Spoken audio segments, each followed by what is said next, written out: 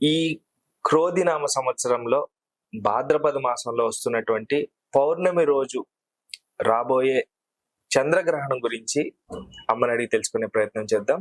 నమస్కారం అమ్మ. నమస్కారం. వెల్కమ్ టు జై గురుదేవ. జై గురుదేవ.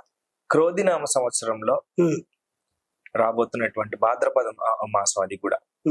అయితే గ్రహణం అనేసరికి ఎన్నో నియమాలు, ఎన్నో అపోహలు.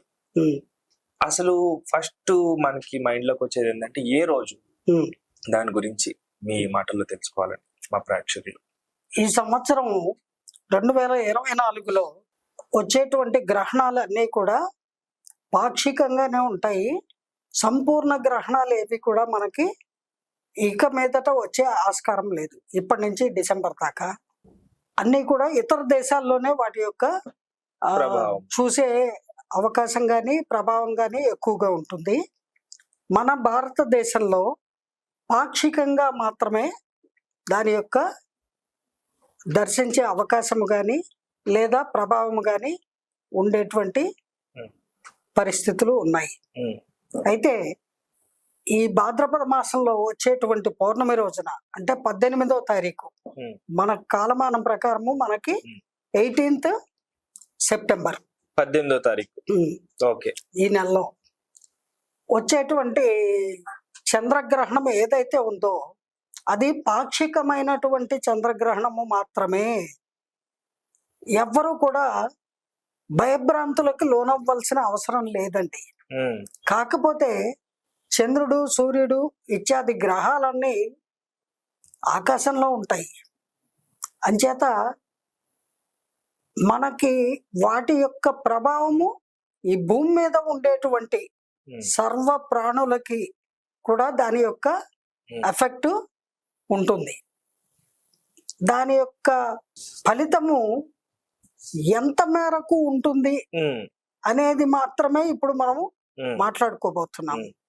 భారతదేశంలో పాక్షికంగా ఉంటుంది కాబట్టి ముఖ్యంగా నార్త్ వైపు అంటే బొంబాయి నగరము అట్లా అటువైపు ముంబై సైడ్ అటు సైడు ఎవరైతే గర్భిణీ స్త్రీలు ఉంటారో ముఖ్యంగా వాళ్ళు కొంచెం జాగ్రత్తలు పాటించాలి.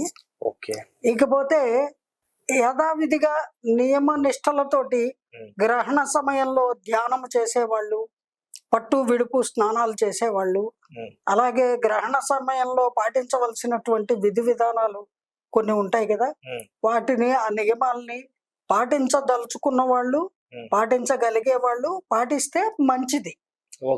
ఒకవేళ ఏ కారణం చేత అయినా పాటించకపోయినా కూడా పెద్దగా వచ్చే నష్టం అయితే ఉండదు. ఏమండి, ఈ 18వ తారీఖు ఉదయము 7 గంటల నుండి 8 గంటల మధ్యలో అంటే దాదాపు ఒక 48 నిమిషాల నుంచి గంట సేపు అనుకుందాం, 1 అవర్ అనుకుందాం. ఒక గంట సేపు భగవంతుడి కోసము మనుషులు నిష్టగా ఉండలేరా?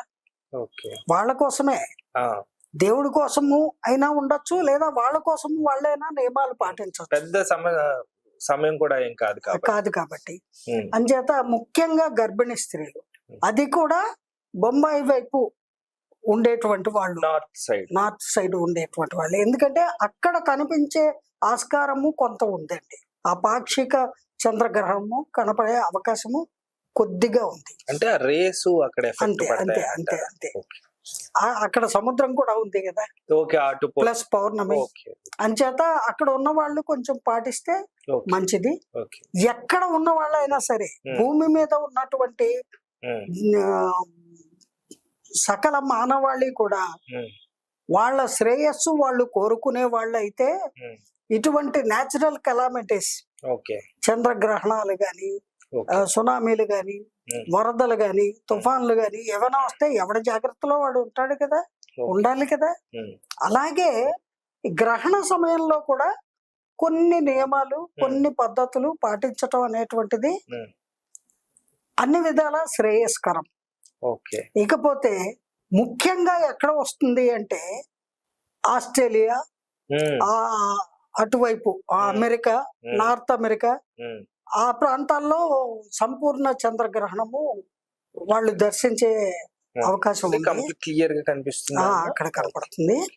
అంచేత అక్కడ నివసించేటువంటి ప్రజలు ముఖ్యంగా మన తెలుగు వాళ్ళు, వాళ్ళకి ఈ విశ్వాసాలు ఉంటాయి కాబట్టి వాళ్ళు ఈ నియమాలు ఏవైతే ఉంటాయో గ్రహణ నియమాలు వాటిని పాటించి పట్టు విడుపు స్నానాలు చేస్తే వాళ్ళకి మంచిది, శ్రేయోదాయకం.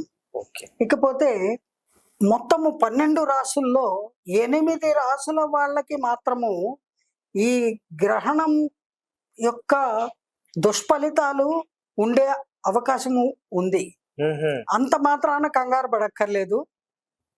అటువంటి దుష్పరిణామాలు వాళ్ళకి ఎదురవ్వకూడదు అంటే గ్రహణ సమయం దాటిన తర్వాత చక్కగా ఒక సద్బ్రాహ్మణుడిని పిలిచి చంద్రుడి తాలూకు వస్త్రము, తెల్లటి ధవళ వస్త్రము, తెల్లటి పంచ, అలాగే ఒక కిలోంపావు బియ్యము, దక్షిణ తాంబూలాదులు ఏదో యథాశక్తి వాళ్ళకు ఉన్నట్టు ఇచ్చి వాళ్ళ గోత్రనామాలు చెప్తే వాళ్ళకి ఆ చంద్ర గ్రహణము వల్ల కలిగేటువంటి దుష్పరిణామాలు కలగకుండా ఆ బ్రాహ్మడు మంత్రాలతోటి వాళ్ళని దీవిస్తాడు. అంటే పర్టికులర్ గా మీరు చెప్పినటువంటి 8 రాసుల వారు మాత్రమే ఈ దోషాలు చేయాలా, లేకపోతే అందరూ చేయాలని అంటారు?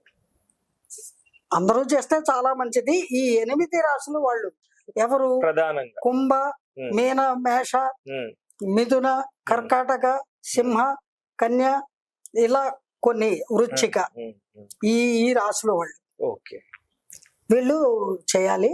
అయితే ఈ గ్రహణం వల్ల గ్రహణ ప్రభావము వల్ల గ్రహణం వచ్చిన తర్వాత సత్ఫలితాలను పొందేటువంటి వాళ్ళు కూడా కొన్ని రాసులు వాళ్ళు ఉన్నారు.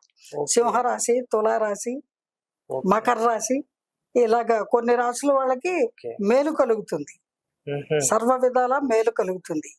ఎందుకంటే గ్రహణము అనేటువంటిది ఆకాశంలో జరిగేటువంటి ఒక చర్య.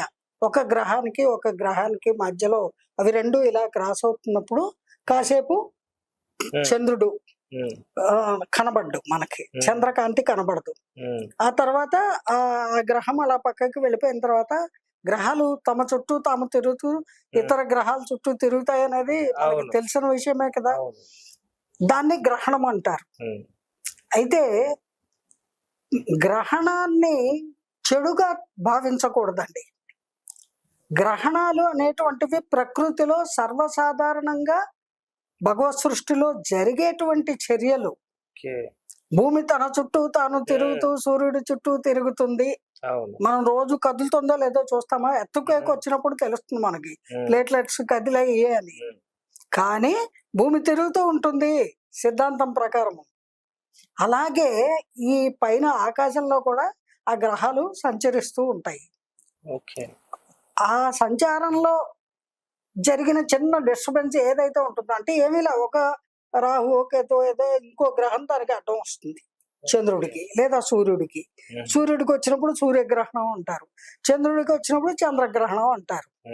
అదేదో పెద్ద డేంజరస్ మ్యాటర్ అయితే కాదండి.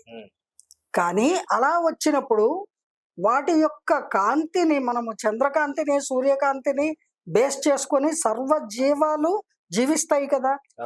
అటువంటప్పుడు కొద్ది గంటల పాటు ఆ కాంతికి మనము దూరమైనప్పుడు దాని యొక్క పరిణామాలు అనుభవించవలసి ఉంటుంది. కాబట్టి భగవంతుణ్ణి ఆ రూపేణ సేవించుకోవాలి, వేడుకోవాలి. గ్రహాలని, గ్రహాది దేవతల్ని, వాళ్ళ అధిదేవతలు ప్రత్యధి దేవతల్ని కూడా కొలుచుకోవాలి అని మనకు అనాదిగా పెద్దలు చెబుతూ ఉన్నటువంటి విషయము. అందుకని ఈ గ్రహణ సమయంలో ఉండేటువంటి నియమాలు పాటించటం అనేది సర్వదా సతత శ్రేయస్కరమైనటువంటి అంశమే. భయపడిపోయి పానిక్ అవ్వవలసిన అంశమేమీ కాదండి. అందుకని రాబోయే చంద్రగ్రహణము మనకి భారతదేశంలో మాత్రం 18వ తారీఖు ఉదయం 7 గంటల నుంచి 8 గంటల మధ్యలో పాక్షికంగా వస్తుంది. అంతే. ఇతర దేశాల్లో ఒక 4 గంటల పాటు, అంటే అక్కడ సమయాలు వేరుగా ఉంటాయి. అక్కడ రాత్రి దాదాపు 12 గంటల 10 నిమిషాలు ఏదో అప్పుడు మొదలయ్యి రాత్రి 4 గంటలకి అది పూర్తవుతుంది. సో ఒక 4 అవర్స్ అక్కడ సంపూర్ణ చంద్రగ్రహణం. సో అక్కడ 17th మిడ్ నైట్ అవుతుంది, మనకి 18th early hours, morning between 7 to 8. Okay. So ఈ అంశాన్ని అందరూ గ్రహించి గుర్తించి తగు విధంగా నడుచుకుంటే ఏమీ భయపడవలసిన పని లేదు. ఇంకో విషయం కూడా అండి, మామూలుగా బ్రాహ్మడికి దానం ఇవ్వు అంటే లేజినెస్ గా ఫీల్ అవుతారు కొంతమంది. ఏంటి బాపనాడికి ఇచ్చేది అని పొగరగా అహంగా ఫీల్ అయ్యే వాళ్ళు కొంతమంది ఉంటారు.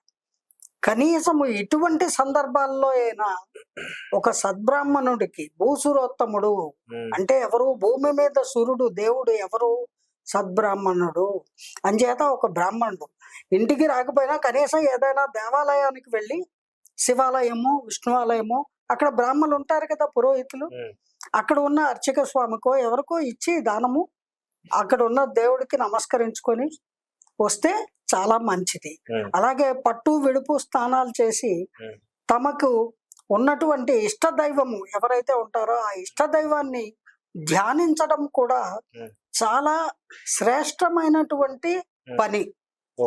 ఆ భగవంతుడి యొక్క ఆశీస్సులు ఎల్లవేళలా ఉంటాయి.